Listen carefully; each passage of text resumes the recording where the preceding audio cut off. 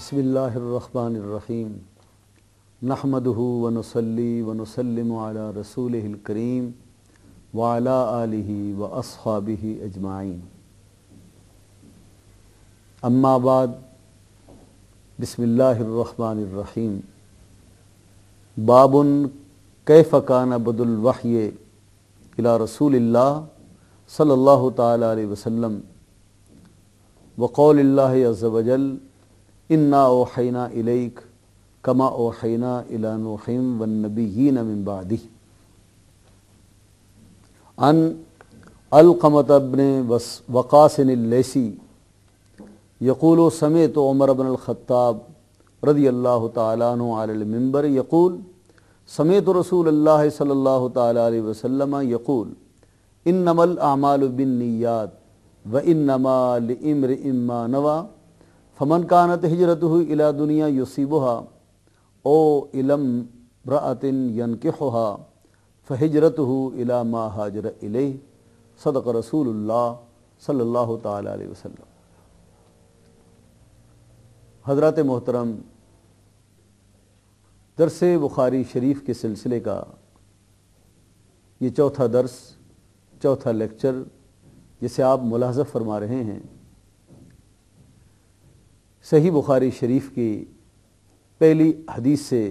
اس کا آغاز ہو رہا ہے۔ صحیح بخاری شریف کے درس کا ہمارا انداز یہ ہوگا کہ سب سے پہلے حدیث مبارک کی تلاوت کی جائے گی اور اس کے بعد پھر اس کا ترجمہ پیش کیا جائے گا اور اس کے بعد پھر یہ حدیث جس صحابی سے مروی ہوگی اس کے مختصر سے احوال و مناقب پیش کیے جائیں گے اور پھر آخر میں اس حدیث سے جو فوائد حاصل ہوئے ان کا تذکرہ اور ان کا بیان ہوگا۔ آپ نے جس حدیث کو ابھی سنا، یہ حدیث امام بخاری رحمۃ اللہ تعالی علیہ نے بخاری شریف کے بالکل آغاز میں لائی۔ ہم آپ کو بتائیں گے کہ اس حدیث کا باب سے کیا تعلق ہے اور امام بخاری علیہ الرحمہ نے تمام احادیث کو درج کرنے سے پہلے اور تمام احادیث سے پہلے اس حدیث انما الاعمال بالنیات کو کیوں درج فرمایا۔ سب سے پہلے اس حدیث کا ترجمہ آپ ملاحظہ فرمائیے۔ حضرت علقمہ بن وقاص اللیثی رضی اللہ عنہ سے روایت ہے، فرماتے ہیں میں نے حضرت فاروق اعظم عمر بن خطاب رضی اللہ عنہ کو سر منبر فرماتے ہوئے سنا۔ وہ فرماتے ہیں کہ میں نے آقائے نامدار حضور سیدنا محمد الرسول اللہ صلی اللہ علیہ وسلم کو ارشاد فرماتے سنا کہ عملوں کا دار و مدار نیتوں پر ہے اور آدمی کے لیے وہی کچھ ہے جس کی اس نے نیت کی، تو جس شخص کی ہجرت دنیا کے حصول کے لیے ہو یا کسی عورت سے نکاح کرنے کے لیے ہو تو اس کی ہجرت ادھر ہے جدھر اس نے ہجرت کی۔ اس حدیث شریف کے راوی ہیں حضرت سیدنا فاروق اعظم عمر رضی اللہ تعالیٰ عنہ، خلفائے راشدین میں دوسرے نمبر کے خلیفہ ہیں۔ نبوت کے 6 سال میں اللہ کریم نے انہیں سعادت اسلام سے مشرف فرمایا اور رسول اللہ صلی اللہ علیہ وسلم کی دعاؤں کے صدقے میں ان کے دل میں اسلام کی محبت پیدا ہوئی، مشرف بے اسلام ہو گئے۔ ہجری 13 میں رسول اللہ صلی اللہ علیہ وسلم کے جانشین کی حیثیت سے مسند خلافت پر فائز ہوئے۔ 10.5 برس تک آپ خلافت کی مسند پر متمکن رہے اور اللہ کی زمین کو عدل و انصاف سے بھر دیا۔ عدل و انصاف کا عالم یہ ہے کہ مدینہ طیبہ میں زلزلہ آتا ہے اور زمین مدینہ جھٹکے لیتی ہے، زلزلہ بند نہیں ہوتا۔ ایک صاحب آئے اور کہنے لگے امیر المومنین، زلزلہ تو بہت خطرناک انداز میں آ رہا ہے، مکانوں کا کیا ہوگا؟ یہ بچے رو رہے ہیں، لوگ پریشان ہیں، آپ نے اپنا درہ اٹھایا اور زمین کی پشت پر زور سے مارا اور آپ نے فرمایا لرزتی کیوں ہے؟ کیا میں نے تجھ پر عدل و انصاف برپا نہیں کیا؟ بس یہ کہنا تھا کہ زمین مدینہ طیبہ تھم گئی۔ حضرات محترم، حیرت کی بات یہ ہے کہ آج بھی دنیا کے مختلف خطوں پر ہم زلزلوں کو نمودار ہوتے دیکھتے ہیں۔ پاکستان میں بھی کئی بار مختلف شہروں میں زلزلوں کو برپا ہوتے دیکھا گیا۔ سائنسی ترقی کے اس دور میں، ایجادات کے اس دور میں سائنس نے بہت ترقی کی۔ ہم ان ایجادات و وسائل کے ذریعے یہ تو معلوم کر سکتے ہیں کہ زلزلے کا مرکز کیا ہے، زلزلے کی پٹی کون سی ہے، زلزلے کی پیمائش تو ممکن ہے، لیکن آج تک ایسا آلہ، کوئی ایسی مشین آج تک دریافت نہ ہو سکی جو زلزلے کی روک تھام میں کام آ سکے۔ حضرت سیدنا فاروق اعظم رضی اللہ عنہ کا وہ دور جو سائنسی ترقی کا دور نہیں تھا، آپ نے، اللہ کریم نے آپ کو کیا تسخیری قوتوں سے نوازا کہ درہ فاروقی کو زمین پر مارتے ہیں تو زلزلہ ختم ہو جاتا ہے۔ عدل و انصاف کا یہ بادشاہ 10.5 برس خلافت پر متمکن ہونے کے بعد مغیرہ بن شعبہ کے ایک مجوسی غلام ابو لولو فیروز کے ہاتھوں زخمی ہو جاتے ہیں اور تیسرے دن 28 ذوالحج کو آپ شہید ہو جاتے ہیں۔ حضرت سیدنا فاروق اعظم رضی اللہ عنہ کو شہادت کے بعد رسول اللہ صلی اللہ علیہ وسلم کے پہلو مبارک میں دفن کیا گیا۔ آپ کی خلافت کی خاص باتوں میں سے ایک بات یہ ہے کہ دنیا کی 2 سپر پاورز قیصر روم اور ایران کی سلطنت حضرت سیدنا فاروق اعظم رضی اللہ عنہ کے زمانے میں خاتمہ ہوا، اور ان 2 عظیم الشان سلطنتوں کو دنیا نے ریزہ ریزہ ہوتے دیکھا۔ حضرات محترم، حضرت سیدنا فاروق اعظم رضی اللہ عنہ کے احوال مناقب کے بعد اصل حدیث کی طرف آئیے۔ رسول اللہ صلی اللہ علیہ وسلم نے فرمایا انما الاعمال بالنیات، عملوں کا دار و مدار نیت پر ہے، نیتوں پر ہے۔ اعمال جمع ہے عمل کی، عمل کا معنی کام، مراد ہے یہاں سے اچھا کام۔ نیات جمع ہے نیت کی، اور نیت کہتے ہیں پختہ ارادے کو۔ حدیث شریف کا ظاہری معنی یہ ہے کہ اچھے کاموں کا انحصار نیتوں پر ہے، اور اس کا مکمل معنی اور اس کا خلاصہ یہ ہے کہ اچھے کاموں پر ثواب کا انحصار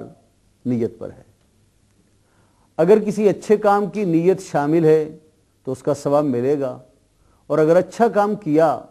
لیکن بلا نیت کیا تو ثواب نہیں ملے گا۔ رسول اللہ صلی اللہ علیہ وسلم نے اسی کی تشریح اگلے جملے میں ارشاد فرمائی وَإِنَّمَا لِإِمْرِئٍ مَّا نَوَىٰ، آدمی کے لیے وہی کچھ ہے جو اس نے نیت کی۔ یعنی اگر اچھا کام کیا اور اچھے کام کی اچھی نیت کی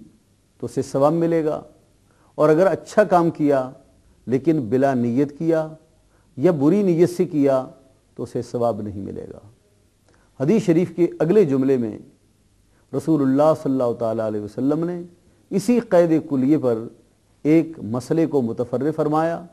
احادیث طیبہ کی دوسری کتابوں میں یہ روایت یوں ہے فمن کانت ہجرتہ الی اللہ ورسولہ فہجرتہ الی اللہ ورسولہ ومن کانت ہجرتہ الی دنیا یصیبھا او امرأۃ ینکحھا فہجرتہ الی ما ہاجر الیہ۔ جس شخص کی ہجرت اللہ اور اس کے رسول کے لیے ہے، اس کی ہجرت اللہ اور اس کے رسول ہی کے لیے ہے، یعنی اسے اس شخص کو اس ہجرت پر ثواب ملے گا۔ اور جس شخص کی ہجرت دنیا کمانے کے لیے یا کسی عورت کے حصول کے لیے ہے تو اس کی ہجرت اللہ اور اس کے رسول کے لیے نہیں، اس عورت کے لیے ہے دنیا کمانے کے لیے ہے، اس ہجرت پر اسے ثواب نہیں ملے گا۔ حضرات محترم، اس حدیث سے جو ہمیں فائدہ ملا اور اس حدیث سے جو فائدہ حاصل ہوا وہ یہ کہ ہمیں چاہیے کہ ہم جب بھی اچھا عمل کریں تو اس کے ساتھ نیت شامل ہونی چاہیے۔ بسا اوقات ہم اچھے سے اچھا کام کرتے ہیں اور نیت شامل نہیں ہوتی۔ اگر اچھا کام ہو اور ساتھ میں نیت ہو، ثواب ملے گا۔ اچھا کام ہو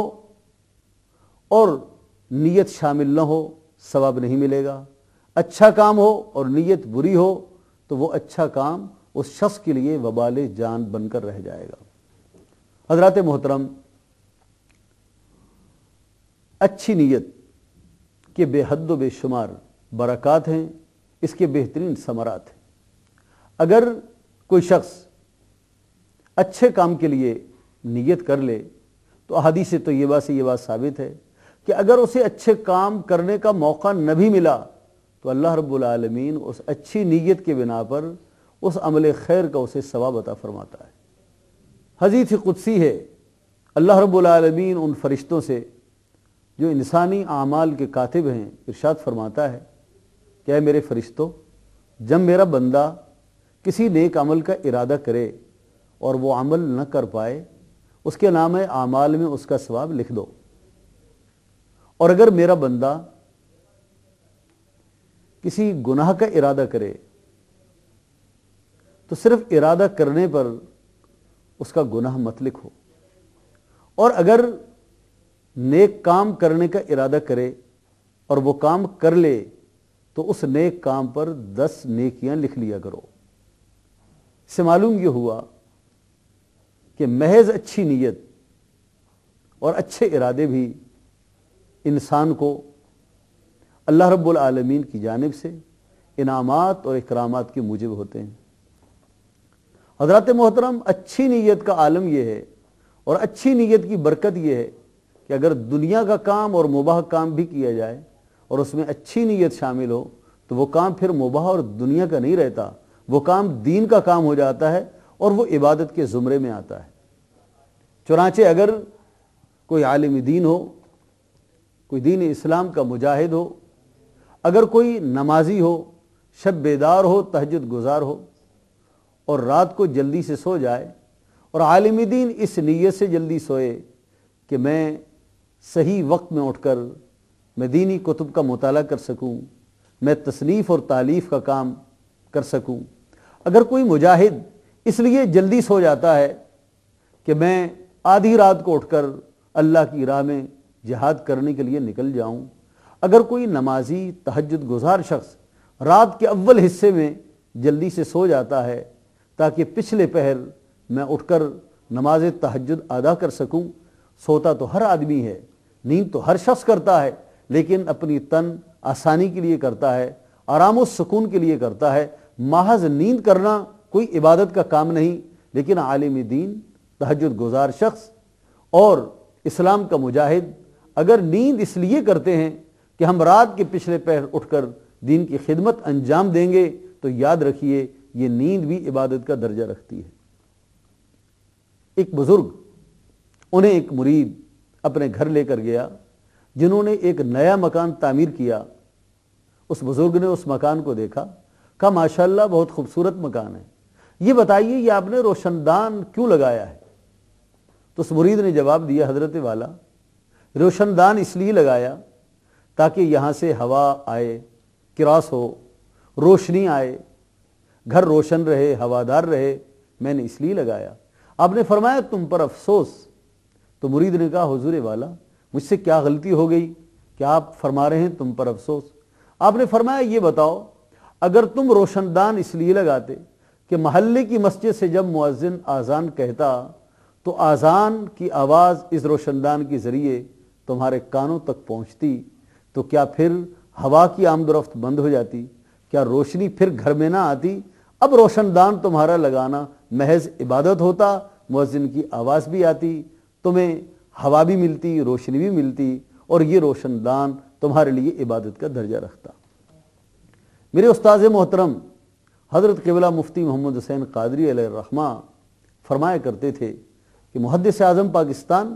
حضرت مولانا سردار احمد صاحب علیہ الرحمہ اپنے احباب اور اپنے تلامذہ سے فرمایا کرتے تھے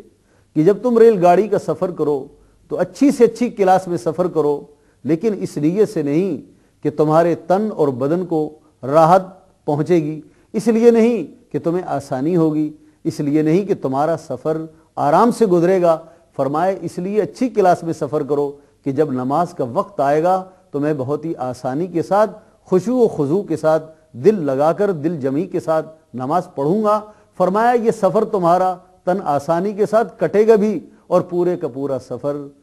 عبادت کا درجہ پائے گا اور اس کا تمہیں ثواب ملے گا۔ حضرات محترم، ہم بہت سے کام، ایسے کام کہ جو سراسر دین کے کام ہیں، سراسر عبادت ہیں، بسا اوقات نیتیں شامل نہ کر کے ہم بڑے بڑے ثوابوں سے محروم ہو جاتے ہیں۔ ہم نے یہ دیکھا کہ لوگ اپنے بچوں کی شادیاں کرتے ہیں، اپنی بیٹی کو رخصت کرتے ہیں، اپنے بچوں کا نکاح کرتے ہیں۔ اگر کسی شخص سے یہ پوچھا جائے کہ آپ نے اپنے بچے کی شادی کیوں کی ہے، تو جواب میں وہ یہ کہے گا اس لیے کہ ہم بوڑھے ہو گئے تھے، ہمیں ایک بہو کی ضرورت تھی، ہم یہ چاہتے تھے کہ ہمارے آنگن میں ایک پھول کھلے، گھر میں ایک ایسا بچہ ہو جس کے رونے کی آوازیں آئیں، گھر پر رونق رہے۔ اور اگر اس نوجوان سے پوچھا جائے کہ میاں تم نے شادی کیوں کی، تو وہ کہتا ہے اس عمر میں ہر نوجوان شادی کرتا ہے، میں نے شادی اس لیے کی کہ میرے ماں باپ خوش ہو جائیں، میں نے شادی اس لیے کی کہ میرے ماں باپ کو ایک دلہن کی ضرورت تھی۔ کاش اگر وہ نوجوان یہ نیت کرتا اور ماں باپ یہ نیت کرتے کہ شادی اس لیے کرائی جا رہی ہے، یہ نوجوان اس نیت سے شادی کرتا کہ میں نے شادی اس لیے کی ہے تاکہ میری نگاہوں میں پاکیزگی رہے، تاکہ میں اپنی پاکیزہ زندگی بسر کر سکوں، تاکہ اولاد ہو اور اللہ کے رسول صلی اللہ تعالیٰ علیہ وسلم کی امت میں اضافہ ہو، میں نے شادی اس لیے کی کہ تاکہ میں سنت رسول پر عمل کروں، تو وہ تمام تقاضے اور وہ تمام نتائج اور ثمرات کہ جو ماں باپ اور یہ نوجوان چاہتا تھا وہ بھی پورے ہو جاتے اور سنت رسول کا اسے ثواب بھی مل جاتا۔ حضرات محترم، اگر کوئی شخص، علماء نے لکھا کہ اچھی نیت کرے اور اچھے کام کی نیت کرے اور بالفرض وہ کام نہ کر سکے تو بھی ایک عمل نہیں، جتنے اعمال کی اس نے نیت کی ہر عمل کا برابر اسے ثواب ملے گا۔ مثال کے طور پر علماء نے لکھا ایک شخص گھر سے چلا کہ میں نماز با جماعت ادا کروں گا، راستے میں کوئی فقیر ملے گا اس کی مدد کروں گا، راستے میں اگر کوئی بھٹکا اور راہ گم کردہ کوئی مسافر مجھے ملے گا میں اسے راستہ بتاؤں گا، میں مسجد میں پہنچ کر جماعت سے نماز ادا کروں گا، تکبیر اولیٰ پاؤں گا، اور پھر سلام پھیرنے کے بعد بقیہ نماز ادا کرنے کے بعد میں عالم دین سے مسائل دینیہ دریافت کروں گا، اور اگر کسی شخص نے مجھ سے مسائل دین دریافت کیے اور مجھے ان مسائل کا علم ہوا میں اسے جواب دوں گا۔ اگر اس مسجد میں کوئی شخص میری مدد کا محتاج ہوا تو میں اس کی مدد کروں گا، اور میرے فلاں دوست جو بیمار ہیں میں ان کے گھر میں جاؤں گا، ان کی عیادت کروں گا، جو دوست و احباب میرے مسجد میں آئیں گے میں ان کی خیریتیں دریافت کروں گا۔ یوں یہ شخص گھر سے چلا اور 20 نیک اعمال کی نیت کر کے چلا، اور جب وہ مسجد میں پہنچا تو اسے بھول ہو گئی، یہ بعد میں پہنچا اور جماعت پہلے ہو گئی، مولانا صاحب بھی نکل گئے، کوئی شخص ایسا نہیں رہا جس سے مسئلہ پوچھتا، اور نہ کوئی ایسا آدمی ملا جسے یہ راستہ بتاتا، نہ کوئی ایسا آدمی ملا جس کے سامنے سوال کرتا یا اس کی مدد کرتا۔ دوستوں احباب کے گھر میں گیا تو دوستوں کو گھر پہ موجود نہیں پایا، اس شخص نے کوئی ایک عمل کر تو نہیں سکا، گھر سے چلا، نیک اعمال کی نیت کی۔ علماء فرماتے ہیں جن جن کاموں کی نیت کی وہ کام اگرچہ نہ کر سکا لیکن اچھی نیت کی بنیاد پر اور اچھی نیت کی برکت پر ان تمام اعمال خیر کا اس شخص کو اللہ رب العالمین ثواب عطا فرمائے گا۔ اس لیے حدیث شریف میں فرمایا نیت المومن خیر من عملہ، مسلمان کی نیت اس کے عمل سے بہتر ہے، اس لیے کہ عمل میں مشقت ہے اور نیت میں کوئی مشقت نہیں۔ بسا اوقات انسان عمل میں کامیاب ہو جاتا ہے اور نیت میں کبھی وہ ناکام نہیں ہوتا۔ حضرات محترم، اگر کوئی شخص نیک عمل کرے اور اس میں اس کی نیت بری شامل ہو تو پھر وہ نیک عمل اس کے لیے نیک عمل نہیں، اس کے لیے وبال جان ہو جاتا ہے۔ احادیث صحیحہ میں آیا، احادیث طیبہ میں آیا، رسول اللہ صلی اللہ تعالیٰ علیہ وسلم نے فرمایا سب سے پہلے قیامت کے دن اللہ رب العالمین کی عدالت میں ایک ایسے شخص کو پیش کیا جائے گا جسے دنیا شہید کہتی تھی اور راہ حق کا شہید کہتی تھی۔ اللہ رب العالمین کی بارگاہ میں جب وہ حاضر ہوگا تو وہ کریم اپنی نعمتیں جتائے گا اور فرمائے گا یہ بتا کیا میں نے تجھے یہ نعمت نہیں دی، کیا میں نے تجھے فلاں نعمت سے سرفراز نہیں کیا۔ وہ تمام نعمتوں کا ان تمام نعمتوں کا اقرار کرے گا تو اللہ رب العالمین فرمائے گا یہ بتا تو نے میری ان نعمتوں کے شکر گزاری میں کیا نیک کام کیا۔ تو وہ یہ کہے گا میرے مالک و کریم میں نے ان تیری نعمتوں کے شکریہ میں میدان جہاد میں چل نکلا، میں نے تیری راہ میں اپنی جان کو قربان کیا، میں نے اپنے خون کا نذرانہ تیری بارگاہ میں پیش کیا، اے میرے مالک و مولا میں شہید ہوا۔ تو اللہ رب العالمین فرمائے گا تو جھوٹ بولتا ہے، تو میدان جنگ میں اس لیے نہیں گیا کہ تو میری رضا جوئی چاہتا تھا، تو میری رضا چاہتا تھا، تو اس لیے گیا کہ لوگ تجھے بہادر کہیں۔ 100 لوگوں نے بہادر کہا، اب تو مجھ سے کیا چاہتا ہے؟ فرشتوں سے فرمائے گا اسے منہ کے بل گھسیٹتے ہوئے اسے جہنم میں داخل کر دو، اللہ کی پناہ۔ اس کے بعد پھر ایک اور شخص کو پیش کیا جائے گا جو عالم ہوگا، جو قاری ہوگا، حافظ قرآن ہوگا۔ اللہ رب العالمین اس پر اپنی نعمتیں ظاہر فرمائے گا اور فرمائے گا فلاں وقت میں نے تجھے یہ نعمت دی تھی، فلاں موقع پر میں نے تجھے اس نعمت سے سرفرازی بخشی تھی۔ وہ ان تمام نعمتوں کا اقرار کرے گا۔ پھر اللہ رب العالمین فرمائے گا بتا تو نے میری ان نعمتوں کا کیا حق ادا کیا۔ وہ یہ کہے گا مولا کریم میں نے دین کے علم کو حاصل کیا، میں نے آگے اس علم کو پھیلایا، اور اے مولا کریم میں خوش الہانی کے ساتھ تیرے قرآن کی تلاوت کرتا تھا، یہ سارا کام میں نے تیری رضا جوئی کے لیے کیا۔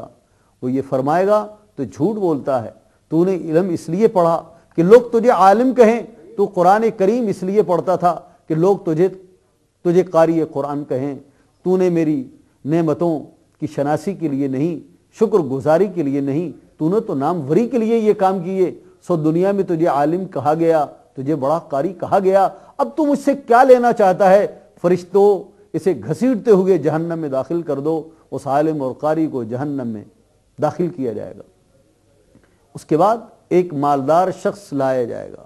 اللہ رب العالمین فرمائے گا بتا تیرے محلے میں کتنے غریب تھے، ہم نے تجھے دولت سے، ہم نے تجھے مال سے نوازا، بتا تو نے اس نعمت کا کیا حق ادا کیا۔ وہ کہتا ہے مولا کریم دن رات میں نے تیری راہ میں مال لٹایا۔ وہ فرمائے گا نہیں، تو نے میری رضا کے لیے نہیں، تو نے اس لیے مال لٹایا کہ لوگ تجھے سخی کہیں، سو دنیا میں تجھے سخی کہہ دیا گیا، اب بتا تو مجھ سے کیا لینا چاہتا ہے؟ فرشتوں اسے گھسیٹتے ہوئے جہنم میں داخل کر دو۔